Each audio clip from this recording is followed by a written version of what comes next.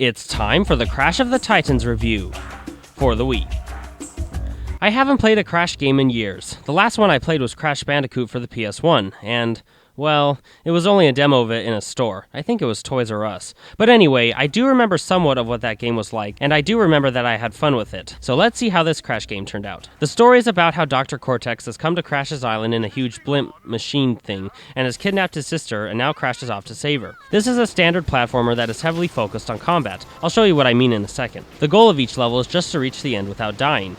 Duh. Crash can double jump, attack enemies, spin float down to other platforms, and the most noticeable thing, jack Titans to do your will. Titans are large mutant animals who specialize in kicking the crap out of other enemies and Titans. To take control of a Titan, you have to successfully attack it X amount of times before it becomes stunned, then you can jump on top of it, put a special mask on its face, and then really start to have fun. You can control the Titan for as long as you want, or until its health is depleted, or until you can't go any further in the level with it. As well as basic strong attacks, each Titan has special attacks that can't be blocked by enemies. The catch is that it can sometimes leave you wide open to attacks because some of them take a while to perform. Throughout the levels, you can collect little spheres called mojo. When you collect enough, you'll either gain a new attack or one of Crash's stats will go up, like health or spin attack. You can view Crash's stats at the intermission between each level. In my opinion, the first levels of this game are just too easy, but the later levels do become pretty hard, and at some points, excruciatingly difficult, and this is why. The mask you jack the Titans with also acts as your shield. However, it can only defend against minor attacks, and there are some points in the game where the Titans are just relentless and your shield does squat. Very aggravating and frustrating to say the least. As you go through each episode, you can complete submissions such as getting high combos or destroying all 3 spy bots in the level. When you reach the end of the stage, you'll be awarded for however many submissions you completed. The graphics are great. Nothing looks bland, as there is a good amount of detail and color in each level. The controls of the Wiimote Nunchuck combo are spot on. You'll mainly use the control stick and buttons to get through the game. However, you will have to use the motion sensors to perform Crash's spin attack and some of the special attacks for the Titans. But it's not a problem, as all of the controls work just fine. As I was playing through the later levels, I noticed that there was something wrong about the game that I just couldn't put my finger on. And then it dawned on me. Basically, all of the levels in the game are the same.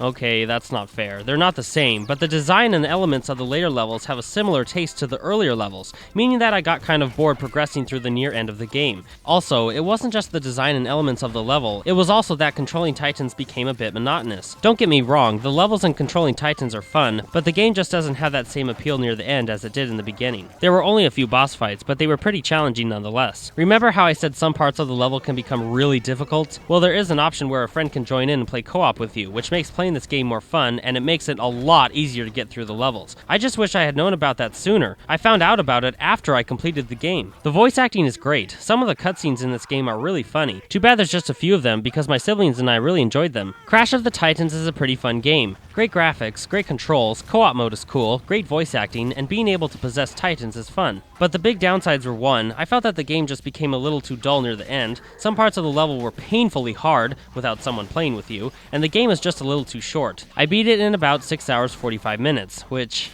yeah, it's too short. But overall, it's not a bad game. I seriously have no idea why people don't like this game, let alone hate it. Sure, it's probably nothing more than a decent weekend rental, but it's not terrible. I had a good time playing it. This game gets a 3.75 out of 5 with the title of awesome.